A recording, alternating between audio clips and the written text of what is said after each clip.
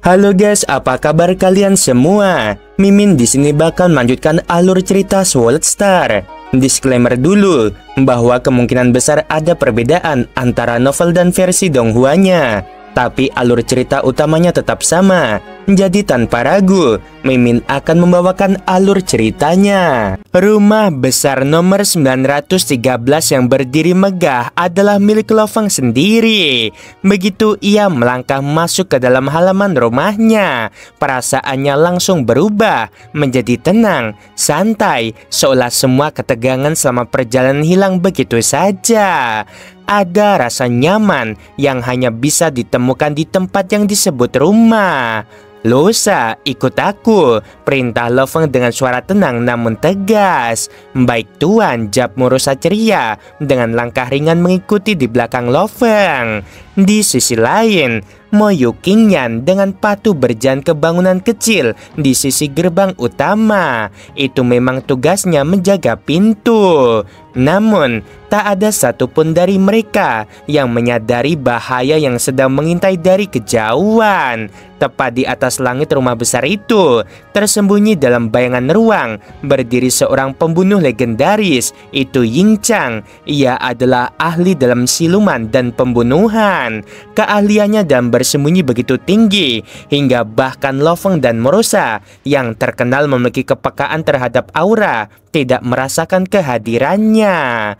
Ketika Lo Feng dan Murosa hendak terbang menuju istana bawah tanah di kedalaman rumahnya, tiba-tiba Lo Feng mengerutkan kening. Sebelum ia sempat bereaksi, sesosok berjubah abu-abu muncul di hadapannya, seperti muncul dari ketiadaan. Mata sosok itu tampak seperti pusaran tanpa dasar, penuh kekosongan dan kehampaan. Dan di tangannya, sebuah bayangan pedang yang bergerak cepat bagai kilat. Pedang itu menembus tubuh Lo Feng tanpa ampun. Suara dingin Ying Chang bergema lamat-lamat. Lo Feng mundur selangkah, tubuhnya berguncang. Ia segera menyadari bahwa pedang itu bukan serangan biasa, bukan hanya melukai tubuh dewanya, tapi juga mengincar jiwa di dalam hati dewa sejati miliknya. Formasi rumah ini tak mampu menghentikannya, pikir Lo Feng terguncang. Dia bisa menembus segel spasial kota Huyang. Penguasa kekacauan primal pun belum tentu bisa secepat ini. Siapa dia sebenarnya? Tusukan itu benar-benar mengerikan. Bahkan dengan tubuh ilahi sempurna dan telah menjalani 2 kali pemurnian tubuh, tubuh Dewa Lo Feng terkoyak. Sekitar 1/10.000 kekuatan ilahinya musnah dalam satu serangan. Namun, serangan jiwa yang menyertainya tak mampu menembus pertahanan Lo Feng. Serangan jiwanya lemah, gumam Lo Feng. Di dalam tubuhnya, menara bintang melindungi hati dewa sejati dan kehendak spiritualnya yang telah mencapai puncak kekuatan penguasa kekacauan primal bertabrakan dengan pedang jiwa Ying Chang. Bayangan pedang hantu itu hancur seketika. Ying Chang terkejut. Kehendak spiritual yang sangat kuat, tapi tubuhmu tetap akan musnah. Lo Feng menarik napas dalam-dalam. Aku belum mencapai pemahaman penuh terhadap hukum kekacauan primal. Bahkan baru menyelesaikan 2 dari 3 putaran diagram kekuatan agung. Aku terlalu terburu-buru. Namun dia tidak panik. Sebaliknya, ia mengangkat tangannya. Kekuatan ilahi meluap deras dan sebuah telapak raksasa terbentuk menghempas ke arah Ying Chang. Ying Chang tak berani menerima serangan itu secara langsung. Ia tahu kekuatan itu bisa menghancurkan harta karun mekanik setingkat Purple Jet Gen, apalagi tubuhnya sendiri. Maka ia berubah menjadi kabut hitam dan menghindar seketika. Teknik gerakan yang luar biasa, puji Lo Feng dalam hati, sembari mengaktifkan sayap sawu, sayap emas raksasa yang membentang di punggungnya. Kekuatan langit dan bumi langsung menyatu dalam arus kekacauan primal. Ruang menjadi kaku, tekanan meningkat. Ying Chang merasa berat. Tidak mungkin dia mengendalikan kekacauan primal, pikirnya panik. Kalau begini, aku bahkan tak bisa menembus kekosongan. Meski begitu, ia tetap percaya diri. Tubuhnya mungkin terlihat kuat, tapi tekniknya kasar. Dalam pertarungan ini, aku sudah mengenai 12 kali. Tubuh dewanya pasti hampir habis. Namun Lo Feng hanya tersenyum tipis. Ia menggelengkan kepala. Bertarung denganmu tidak berguna untuk peningkatan teknikku. Ying Chang menyipitkan mata. Apa maksudmu? Tiba-tiba dari belakang Lo Feng, sebuah sungai merah darah muncul begitu saja, membanjiri seluruh area rumah besar. Salah satu harta aliran mekanik tingkat tinggi yang ia miliki. Bersama sayap sawu, keduanya menyimpan kekuatan jurus-jurus dari alam kekacauan primal. Lo Feng yang menyadari kekuatan ranahnya belum cukup, memilih menggunakan jurus-jurus langsung dari harta karunnya. Tidak mungkin, apa ini? Apakah kekuatan alam kekacauan primal? Ying Chang mulai panik. Sungai darah itu menelan dirinya, dan perlahan tubuh dewanya mulai tergerus, ditekan dan dihancurkan. Aku harus kabur. Ia segera mengeluarkan harta aliran mekanik miliknya dan berubah menjadi seberkas cahaya, mencoba menembus tekanan dan keluar dari cengkeraman sungai darah. Namun saat ia melewati bangunan kecil di tepi rumah itu, ia mendapati dua pelayan berdiri gemetar ketakutan. Ying Chang mendengus. Apakah Lo He ini hanya punya dua pelayan? Biarlah mereka ikut mati. Tapi tepat saat ia melewati bangunan itu, mulut raksasa terbuka dari arah bangunan. Itu adalah Morosa. Tubuhnya berubah besar, mulutnya melebar hingga setengah ukuran rumah. Ying Chang yang dalam wujud cahaya melesat lurus ke mulut itu. Keluar dari sini, raungnya menggema dari dalam mulut Morosa. Namun terlambat, Morosa menelan dengan susah payah. Wajahnya bingung sekaligus puas. Ia menoleh ke arah Lo Feng yang berdiri dari kejauhan. Tuan, dia masuk ke mulutku sendiri. Benar-benar kebetulan, katanya sambil menyeringai malu-malu. Lo Feng terdiam sejenak, lalu menghela napas dan tersenyum tipis. Terkadang, nasib pembunuh juga berakhir di tempat yang paling tak terduga. Di atas sungai darah yang mengalir deras bagaikan gelombang kehancuran, Lo Feng berdiri. Sayap sawu membentang lebar di punggungnya, bergetar lembut dalam angin yang membawa aroma darah dan kehampaan. Ia menatap pemandangan yang luas dan mencekam di hadapannya, berniat awalnya untuk melepaskan jurus pamungkasnya, yaitu teknik Lei Yuan. Lo Feng berdiri diam. Tanpa teknik Lei Yuan, aku memang kalah jauh darinya, gumamnya dalam hati. Tatapannya tajam menatap Morosa yang kini berdiri dengan tenang di sisinya. Tubuhku adalah tubuh ilahi sempurna, begitu juga dengan dia. Tapi secara ranah dia berada jauh di atasku, dan teknik menyerangnya tampak sederhana, namun hampir menyentuh hukum kekacauan primal. Serangannya begitu cepat dan presisi, bahkan pembunuh yang kejam itu tak sempat bereaksi. Lo Feng masih teringat jelas betapa pembunuh itu mampu menghindari jurus-jurusnya. Bahkan dengan sayap sawu dan teknik pedangnya, ia tak bisa menyentuhnya. Namun Morosa, ia hanya membuka mulut, dan pembunuh itu terserap sepenuhnya.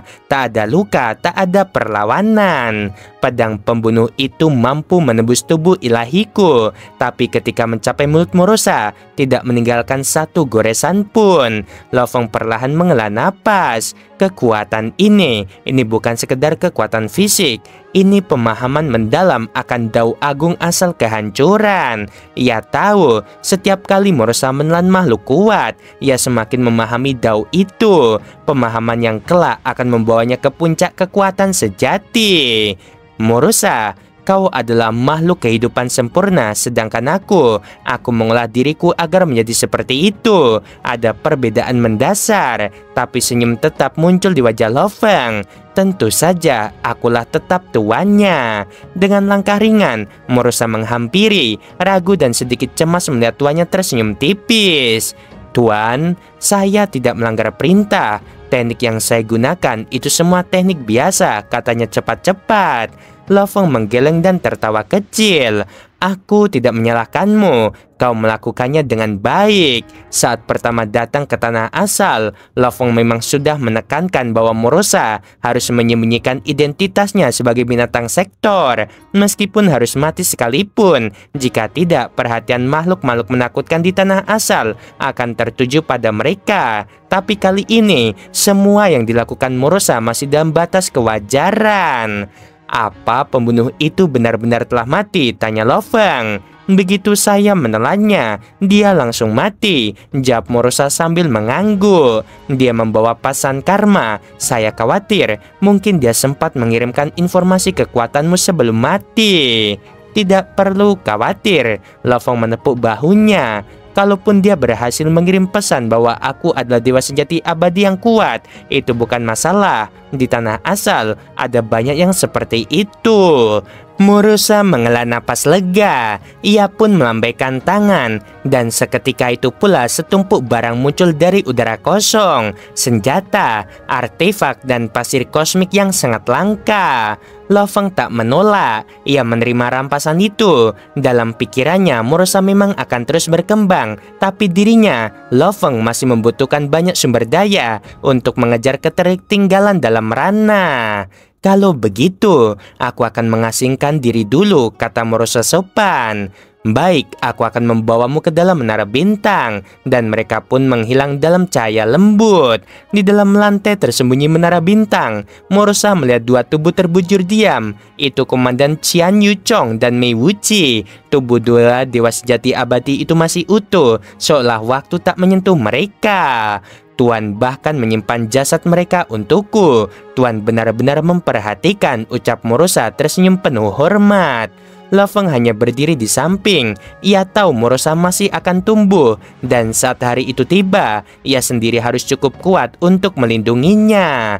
Sementara itu, di tempat lain, kabar kematian pembunuh legendaris Xing Chang menyebar cepat. Di pavilion angin api, dua tokoh kuat berdiskusi serius.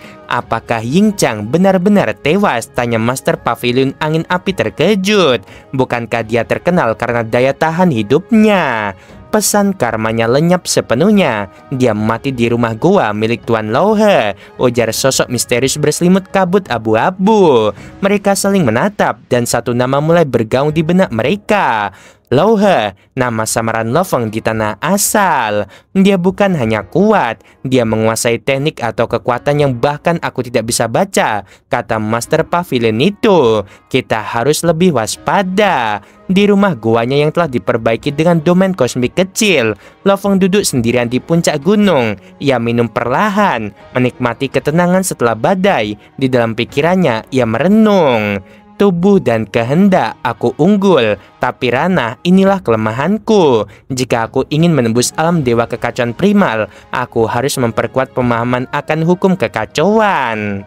Namun, ketenangan itu tak bertahan lama. Sebuah perahu terbang tiba di luar rumah gua. Sosok Mo Limeng muncul, membawa wajah yang penuh sopan santun. Saudara Lo He, aku di luar, suaranya menggema. Gerbang gua terbuka. Mo Limeng masuk dan terbang ke puncak gunung. Ia melihat Lo Feng duduk dengan tenang, seperti tak terjadi apa-apa. Apakah kau datang mewakili 5 keluarga besar? Tanya Lo Feng datar. Apakah pembunuh itu kiriman kalian? Mo Limeng segera menggeleng. Bukan kami. Pemilik kota hanya memantau energi besar yang meledak dari rumahmu. Kami hanya ingin menjelaskan mengapa pembunuh itu bisa tahu keberadaanku dan datang secepat itu. Tatapan Lo Feng menajam. Mungkin itu warisan karma dari musuh lamamu, atau bisa juga pesan terakhir dari pemimpin ular piton darah yang kau habisi. Mo Limeng mengangkat bahu. Yang jelas, kami dari klan Moli tidak berniat bermusuhan denganmu. Terus terang saja, kami ingin mengundangmu untuk menjadi wakil komandan Legion Huyang, sebuah posisi penting. Kau akan berada dalam lingkaran kekuasaan 5 keluarga besar. Lo Feng tersenyum dingin. Keluar dari sini, ucapnya tajam. Mo Limeng membeku, tak menyangka penolakan itu begitu dingin.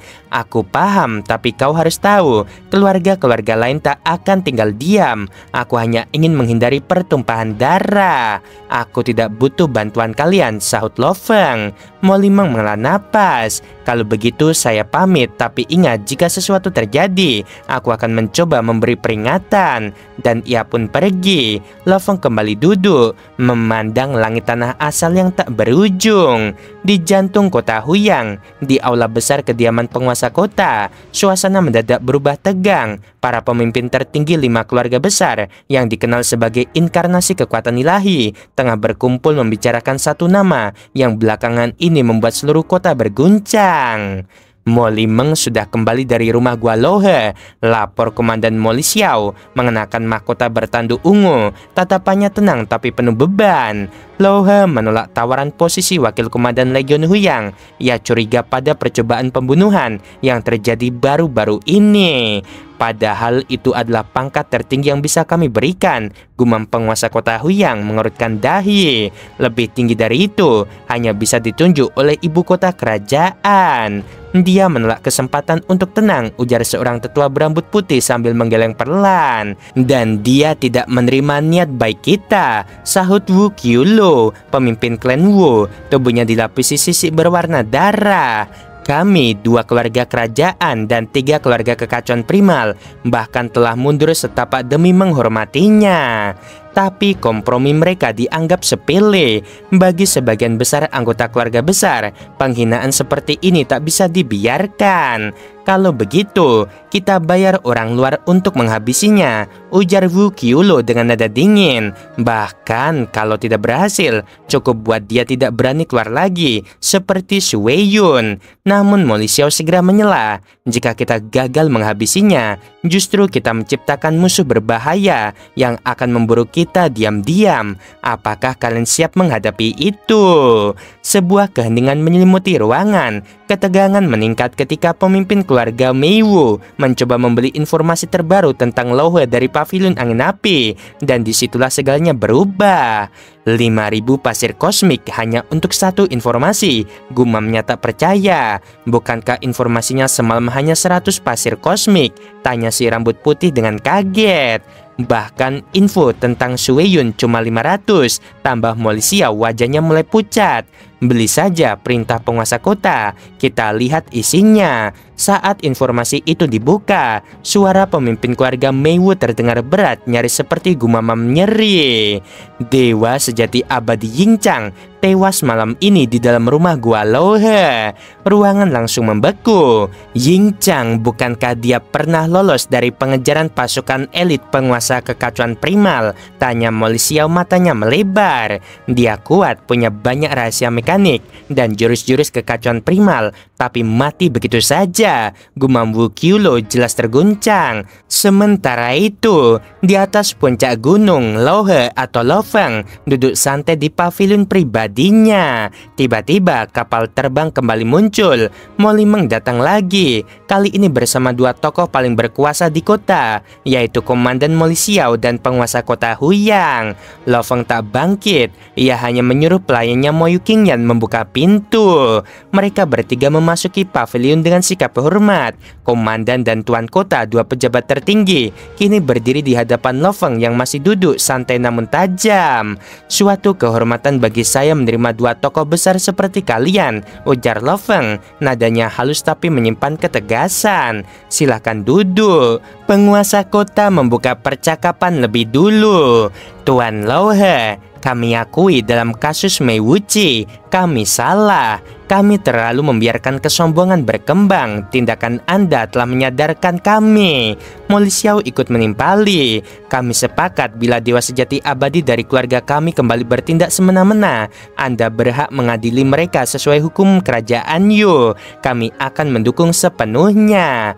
Lo Feng memandang mereka tajam. Sungguh, sebelumnya orang-orang kalian bilang bahwa 5 keluarga besar bahkan tidak akan tinggal diam.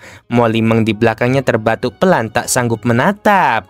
Dunia ini, Tuan Lohe, kata Mo Lisiao, pada akhirnya hanya tunduk pada satu hal, yaitu kekuatan. Sebagai tanda damai, Tuan Kota menyerahkan sebuah vial Gio. Di dalamnya ada darah binatang Ye dari kerajaan Yu untuk membantu Anda dalam menguraikan hukum kekacauan. Kami berharap ini bisa menandai berakhirnya permusuhan.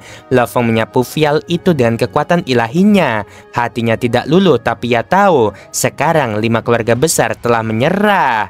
Dalam waktu singkat, sebuah legenda baru terukir di kota Huyang. Setelah pavilion angin api, kini ada satu kekuatan lain yang berdiri mandiri, bebas dari perseteruan faksi, dan ditakuti oleh semua. Jika pavilion angin api adalah kekuatan netral yang tidak bisa diganggu, maka sekarang Lao He atau Lo Feng adalah pedang yang tak bisa ditahan. Oke guys, sampai sini dulu videonya. Nah, ada fakta unik ya. Di sini penguasa kekacauan primal itu bukan gurunya Lo Feng ya, beda teman-teman. Jadi di atasnya ranah Dewa Sejati Abadi itu ada ini ya, ranah penguasa kekacauan primal. Nah, atau Dewa Suci itu. Jadi ketika Mimin menyampaikan penguasa kekacauan primal, bukan guru Lo Feng itu ya, beda. Sebelum video berakhir, Mimin mau bilang sungguh membagongkan. Terima kasih.